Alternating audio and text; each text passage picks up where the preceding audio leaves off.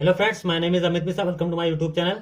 आज हम लोग इंडियन एयरफोर्स के एक्स ग्रुप की बुक से मैंने क्वेश्चन लिए हैं। देखिए, अरिहंत पब्लिकेशन की बुक है और पेज नंबर 5 से मैंने क्वेश्चन उठाया है। सबसे पहला क्वेश्चन देखिए क्या है।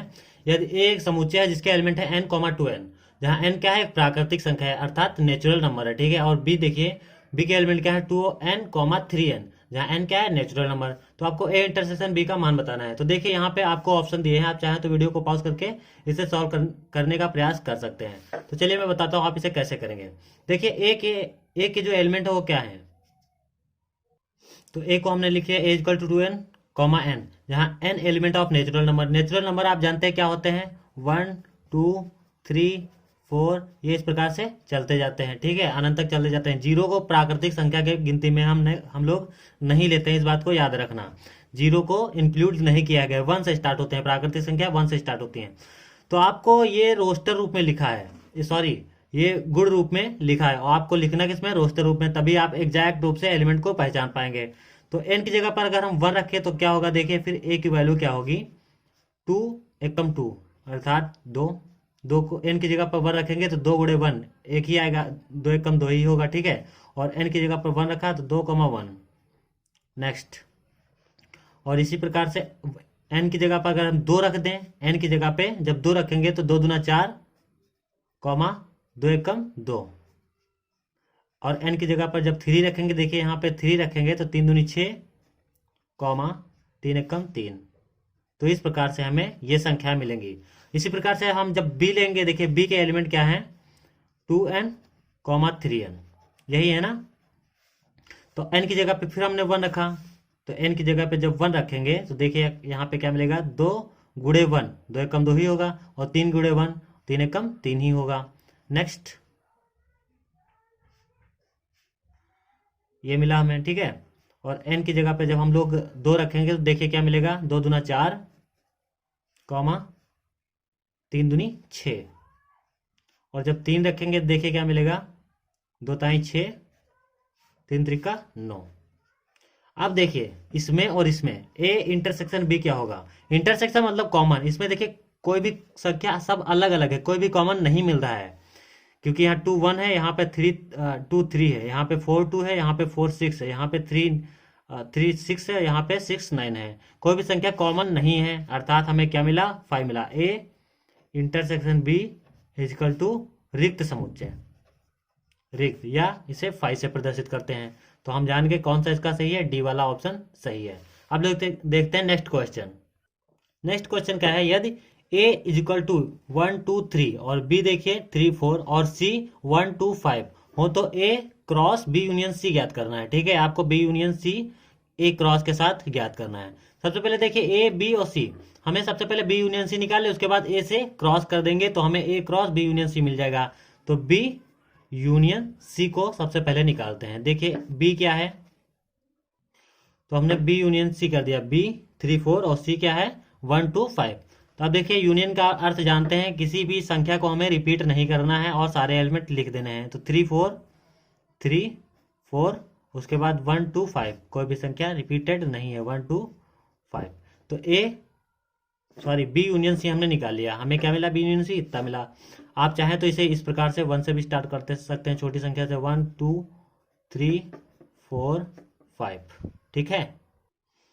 सॉरी फ्रेंड्स, ये जो 1 2 5 नहीं दिया हुआ है, इसमें 1 2 1 3 5 दिया हुआ है, ठीक है, 1 3 5। तो अब देखिए बी यूनियन सी क्या होगा, बी यूनियन सी, बी के एलिमेंट है 3 4 और यूनियन सी किसके साथ, 1 3 5। अब देखिए बी यूनियन सी क्या होगा, 1, उसके बाद 3 4 5, ठीक है। इस प्रकार से बी यूनियन सी हमने निकाल लिया। अब हम इसको ए से क्रॉस कर देते हैं। तो देखिए इसका cross A cross B union C, ठीक है, बी यूनियन सी एक साथ। तो ए की वैल्यू कितनी है, 1 2 3, और बी की क्या है, 1 3 4 5। तो क्रॉस आप जानते हैं कैसे निकालते हैं, ए के साथ 1 के साथ सभी एलिमेंट को लेंगे, फिर 2 के साथ सभी एलिमेंट को लेंगे, 3 के साथ सभी एलिमेंट को लेंगे। इस प्रकार से किसी का क्रॉस निकालते हैं। चलिए निकालते हैं। तो हमने ए क्रॉस बी यूनियन से निकाल दिया है। देखिए 1 के साथ सभी एलिमेंट को लिया 1,1 1,3 1,4 1,5, ठीक है। उसके बाद 2 के साथ सभी एलिमेंट को लिया है 2,1 2,3 2,4 2,5। उसके बाद 3 के साथ सभी एलिमेंट को लिया है 3,1 3,3 3,4 3,5।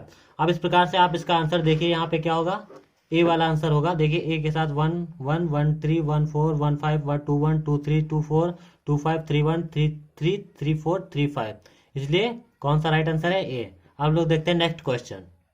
सो नेक्स्ट क्वेश्चन देखिए, यदि नंबर ऑफ पी, पी एक समुच्चय है जिसके एलिमेंट कितने हैं 4, और क्यू एक समुच्चय है, number of Q equal to 3, अर्थात क्यू एक समुच्चय है जिसके एलिमेंट कितने हैं 3, तो पी क्रॉस क्यू क्या होगा। हम जानते हैं पी क्रॉस क्यू क्या होगा, पी क्रॉस क्यू 12 होगा, 4 3 12। जैसे पी एक समुच्चय है जिसके एलिमेंट है 1 2 3 4, ठीक है, और क्यू एक समुच्चय है जिसके एलिमेंट कितने हैं 1 2 3। तो पी क्रॉस क्यू, देखिए पी क्रॉस क्यू 1 के साथ सभी को लेंगे, 2 के साथ सभी को लेंगे, 3 के साथ सभी को लेंगे, 4 के साथ सभी को लेंगे। इस प्रकार से ये नंबर ऑफ पी कितने होगा 12, ठीक है। Right answer is 12। देखते हैं नेक्स्ट क्वेश्चन। अब लोग हम देखेंगे नेक्स्ट क्वेश्चन। नेक्स्ट क्वेश्चन क्या है, क्वेश्चन नंबर 4, यदि x एक समुच्चय है जिसका एलिमेंट क्या है 2 के गुणज, 2 के गुणज आप जानते हैं 2 4 6 8 10, इस प्रकार से। y के गुणज क्या है, y एक समुच्चय है जिसके एलिमेंट क्या है 5 के गुणज, 5 के गुणज मतलब 5 10 15 5 चौक 20 25 30, इस प्रकार से।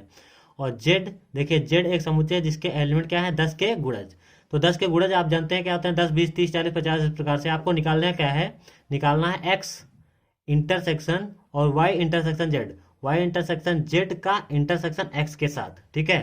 तो देखिए 2 के गुणज आप जानते हैं क्या होते हैं 2, 4, 6, 8, 10, 12,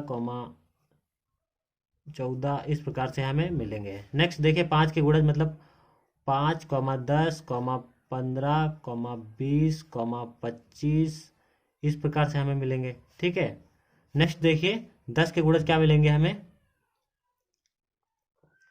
10, 20, 30, इस प्रकार से हमें 10 के गुणज मिलेंगे।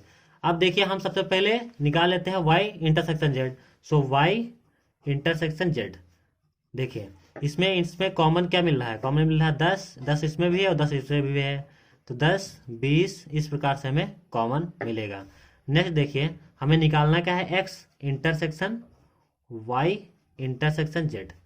तो अब देखिए x में देखिए और y इंटरसेक्शन z में देखिए, इसमें कॉमन क्या मिल रहा है, देखिए 10 इसमें भी है और 10 इसमें भी है, इसमें 20 मिलेगा आगे और इसमें भी 20 मिलेगा, तो अर्थात क्या मिला 10, 20, इस प्रकार से हमें मिलेगा। तो अब इसमें देखिए इसका राइट आंसर क्या होगा, 10 के गुणज, 2 के गुणज, 5 के गुणज, 20 के गुणज।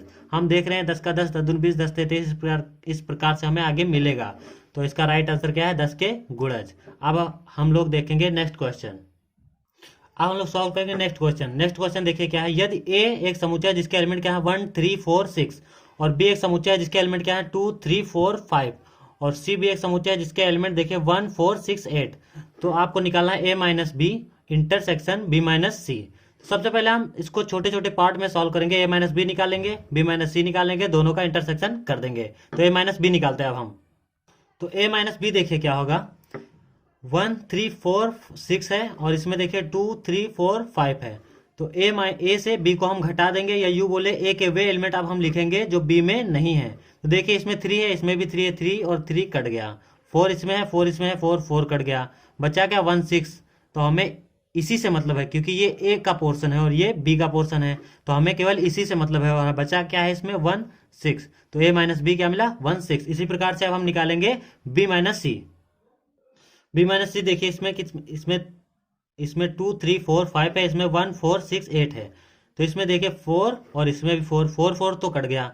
अब और भी कोई संख्या रिपीट नहीं है इसमें और इसमें अलग अलग हैं, तो मिलेगा क्या यहाँ से हमें 2 3 5, 2 3 5।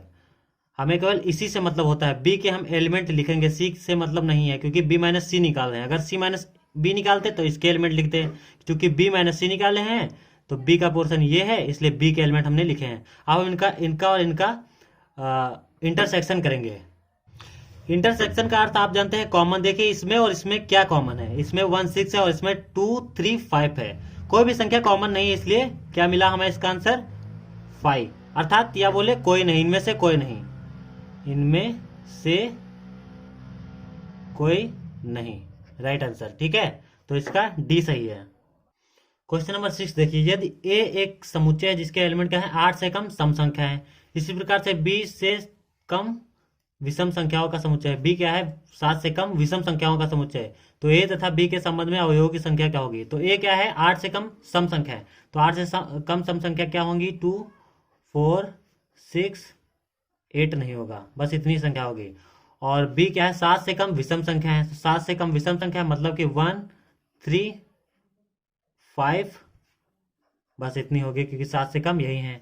अब देख बताना है इसमें ए तथा बी के संबंध में अवयवों की संख्या क्या होगी। ए तथा बी के संबंध में अवयवों की संख्या, तो इसकी एक सूत्र होता है कि 2 की पावर ए के अवयव प्लस बी के अवयव।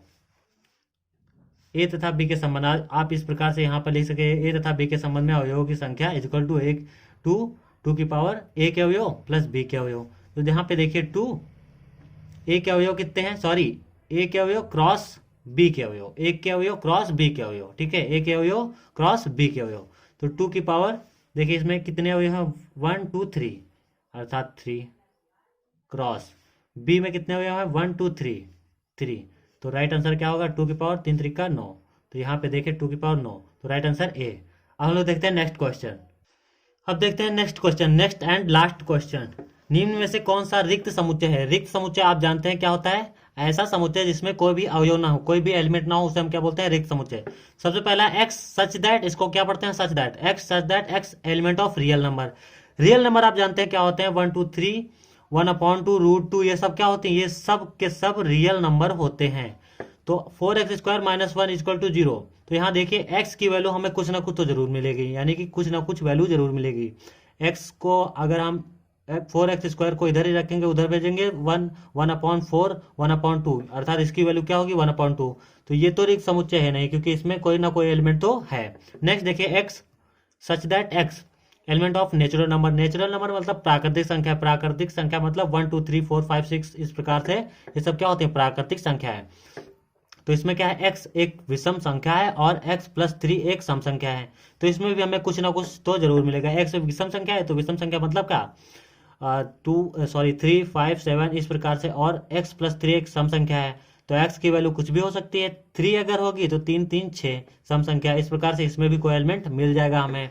नेक्स्ट देखिए x सच दैट x एक रियल नंबर है, वास्तविक संख्या है, rational number, real number. x² = 3, तो जो x² की वैल्यू है वो 3 से छोटी होनी चाहिए, तो हम 1 का वर्ग करेंगे। 1 क्या है 1 एक रियल नंबर है, वास्तविक संख्या है, 1 का अगर वर्ग करेंगे तो 1 ही मिलेगा। तो इसमें भी हमें एलिमेंट मिल गया 3 से छोटा 1, तो इसमें भी कोई ना कोई एलिमेंट तो हमें मिल जाएगा। अब नेक्स्ट देखिए ये क्या है, x such that x element of real number, x² की जो वैल्यू है वो 0 से छोटी है।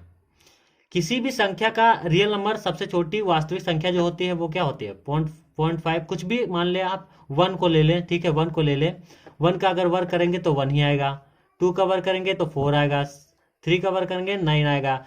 किसी भी रियल नंबर वास्तविक संख्या का वर्ग 0 नहीं होगा, ठीक है। तो ये कैसा समुच्चय मिला हमें, रिक्त समुच्चय मिला, क्योंकि किसी भी वास्तविक संख्या का वर्ग 0 से छोटा नहीं होगा। किसी भी वास्तविक संख्या मतलब कुछ भी हो सकता है, 2 3 4 √2 1/2, ये सब क्या है वास्तविक संख्या है। और अगर किसी का भी वर्ग करेंगे तो हमें 0 से छोटा नहीं मिलेगा, हमेशा 0 से बड़ा मिलेगा। इसलिए यह कैसा मिला समुच्चय, यह एक रिक्त समुच्चय है, ठीक है, यह एक रिक्त समुच्चय है। अब हम लोग मिलते हैं नेक्स्ट वीडियो में। Thanks for watching.